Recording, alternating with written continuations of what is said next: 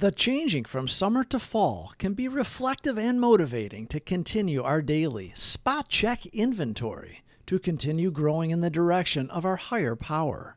We are either going toward God or we are going toward a drink. F. Scott Fitzgerald said, "First you take a drink, then the drink takes a drink, then the drink takes you." Liquor is but a symptom. When we remove the alcohol, all that remains is the ism. And that can be a frightening realization. With a higher power, we get rid of the causes and conditions to live a happy, sober life. We're going to start with the Serenity Prayer, and then we'll go into the daily reflections. If you or someone you know are questioning yourselves about whether or not you're an alcoholic or whether they are an alcoholic or drug addict, reach out. We can help you. You don't have to do it alone. God, grant me the serenity to accept the things I cannot change, courage to change the things I can, and the wisdom to know the difference.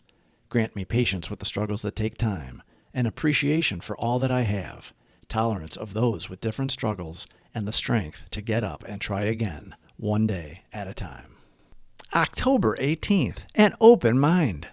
True humility and an open mind can lead us to faith. 12 Steps and 12 Traditions, page 33. My alcoholic thinking led me to believe that I could control my drinking, but I couldn't. When I came to Alcoholics Anonymous, I realized that God was speaking to me through my group. My mind was open just enough to know that I needed His help. A real, honest acceptance of AA took more time, but with it came humility. I know how insane I was, and I am extremely grateful to have my sanity restored to me and to be a sober alcoholic. The new sober me is a much better person than I could have ever been without AA. Step 2 is the rallying point for all of us. Came to believe in a power greater than ourselves could restore us to sanity. Whether agnostic, atheist, or former believer, we can stand together on this step. Sanity is defined as soundness of mind. Who wants to admit we were not of sound mind? The Big Book says we suffer from such a lack of proportion, of the ability to think straight, when describing the insanity of Jim putting whiskey in his milk in order to rationalize his drinking. Without a higher power, we will do what it takes to choose ourselves. We have an illness that infects our brain that tells us we are not sick. We must concede to our innermost selves that we are alcoholics and powerless on our own to heal ourselves. We are grateful for whatever level of desperation we had, that our inner liar was paralyzed just long enough for the concept of a God in our lives that could do for us what we could not do for ourselves. It was a moment of clarity, and we blessed sober today alcoholics seized the opportunity, one day at a time, to seek His guidance. The alcoholic at certain times has no effective mental defense against the first drink. Except in a few rare cases, neither he nor any other human being can provide such a defense. His defense must come from a higher power. Lack of power, that was our dilemma. We had to find a power by which we could live, and it had to be a power greater than ourselves. Our 12-step design for living gives us the tools to be reborn into a new way of thinking and living.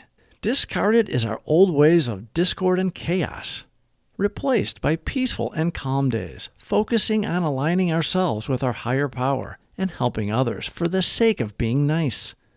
Because we want to, because we get pleasure by being so. We stay sober another day without white-knuckling it. It has happened to us, not by us. The results are undeniable when we review our sober past.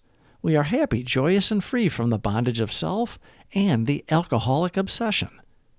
Do not leave before the miracle happens. October 18th, an open mind. True humility and an open mind can lead us to faith.